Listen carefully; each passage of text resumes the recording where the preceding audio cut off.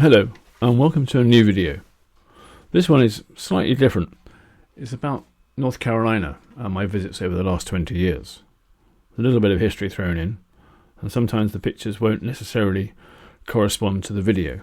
I've been visiting North Carolina for over 20 years, the main reason being my sister lives there. I first visited when flying training in Texas in 2003. I drove the 900 miles across 7 states of the southern USA and it took 2 days. I don't have many photographs from that time, as digital photography was in its infancy. Also, the stills that I did take have been lost over the intervening years.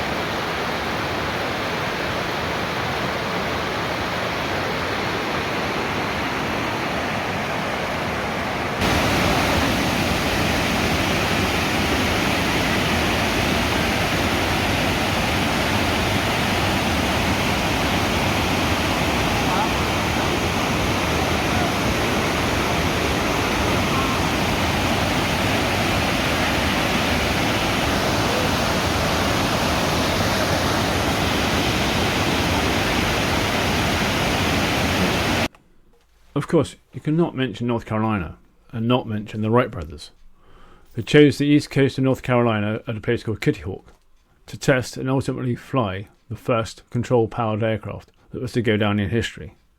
December the 17th, 1903. In recognition of this feat, the license plates, or number plates as we know them, on cars in North Carolina have the legend "First in Flight." Apparently they have a similar in Ohio, where the Wright brothers were born and raised. Aviation in America is fantastic, certainly compared to Europe. It's certainly less bureaucratic. It seems to be a lot more straightforward. Next to the historic site of the first flight, there is a small airfield and a small school. Both are prefixed First Flight. First Flight Airfield, First Flight Infant School. North Carolina is more than just aviation. It is full of mountains, lakes, rivers and waterfalls. It was also one of the original 13 states that started the United States. Off the coast of North Carolina are a chain of islands called the Outer Banks, and at the northern end there is an island called Roanoke. It is the birthplace of the first English child born in North America after the first English settlers in 1587. By 1590, however, the colony had died out, and it remains a mystery today as to what happened. North Carolina still has strong aviation links, with there being numerous military air bases, US Marine Corps, National Guard and US Air Force, to name but a few, plus the usual general aviation airfields and a number of aviation museums dotted throughout the state. North Carolina certainly seems to be one of the less touristy states in the US, certainly from foreigners. That's no bad thing. I used to fly on US Airways out of Gatwick to Charlotte and then a connecting flight to Asheville. Other ways of getting there are by Delta via Atlanta or Detroit. American Airlines bought out US Airways, but they fly from Heathrow, and they also go via Philadelphia, another hub for connecting with the smaller airfields within North Carolina itself. Thank you for watching. Like and subscribe, and I shall speak to you soon.